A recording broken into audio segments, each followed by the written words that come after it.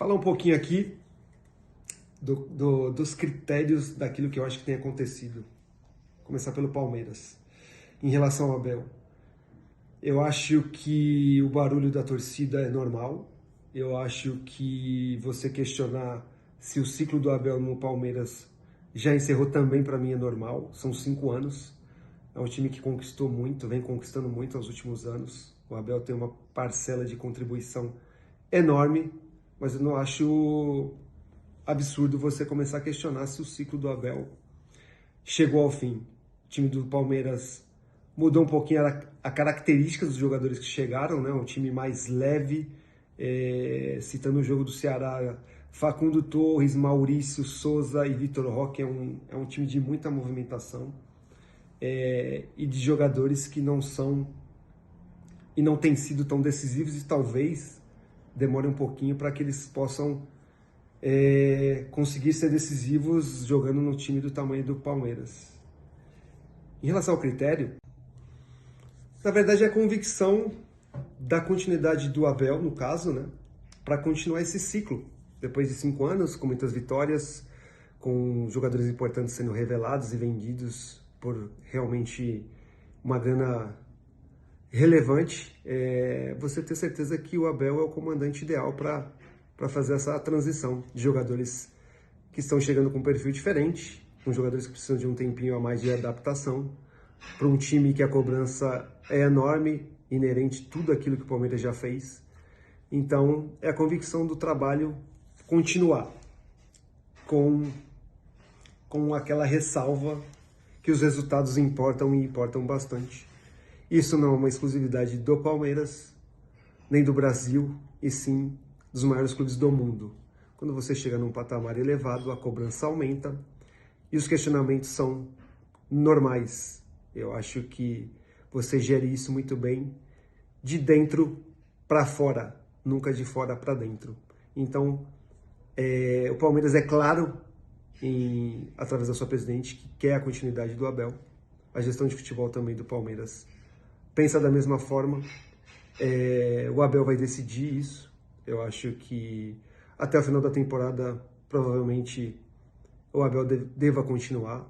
E eu acho que o Palmeiras pode evoluir e os resultados vão dizer aquilo que vai acontecer. Já em relação ao Kleber Xavier, o que me parece que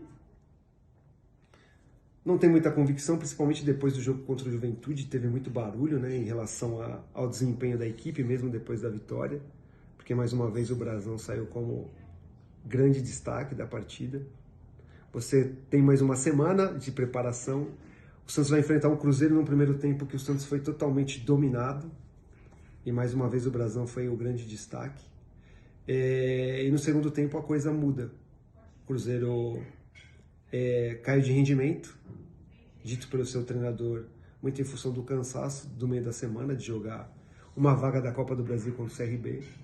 O Santos volta um pouquinho diferente, abre os 2 pontas, né, o Guilherme de um lado e o Cabadeiro do outro, coloca o Tiquinho Soares e recua um pouquinho o Neymar. O Santos consegue ser mais competitivo, o Zé Rafael também entrou. O Santos consegue incomodar o Cruzeiro, coisa que o Santos não fez no primeiro tempo. O Santos tem uma arma que eu sempre gosto de frisar, que as semanas de treinamentos cheias são para recuperar os jogadores, para dar carga de treinamento, para esses jogadores voarem no fim de semana. Tudo aquilo que um treinador precisa e gosta e almeja e sonha é ter semanas inteiras de treinamento para poder colocar em prática as suas ideias e seus conceitos. Coisa que ainda falta para o Santos e coisa que o Kleber Xavier precisa aproveitar, porque isso também joga a favor dele, para ele comprovar que ele é um treinador que tem totais condições de ficar à frente do Santos, para o Santos ter um desempenho aceitável, para o Santos na temporada poder surfar uma onda mais tranquila, quem sabe aí beliscar alguma vaga de Sul-Americana ali, porque com semanas cheias eu acho que grita muito a questão coletiva do time e a questão da comissão técnica.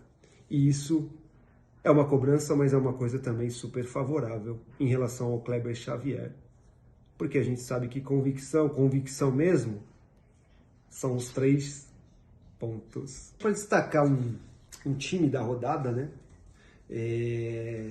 Numa rodada importante assim, eu acho que o Santos foi o time da rodada. O Santos foi em Belo Horizonte, ganhou do Cruzeiro.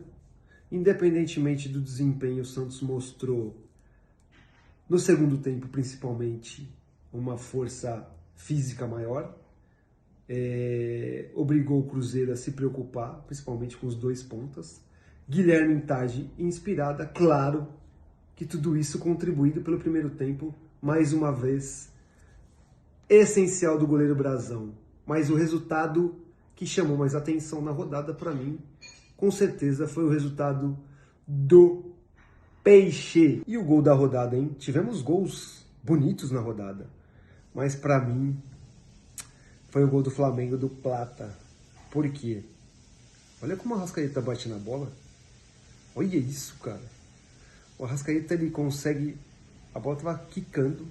Ele consegue olhar a movimentação do Plata. E aí ele dá um 3 dedos na bola no alto. Com desprezo. Com uma qualidade. Cara, isso é talento. Isso é ser protagonista. Isso é ser decisivo. Isso não depende da questão tática. Isso não depende de nada, só depende do talento. O talento que resolve o jogo. Não adianta nada você ter uma estrutura tática, você ser bem treinado, organizado, e na zona principal do campo você não tem quem execute bem. Por isso que os protagonistas são os jogadores.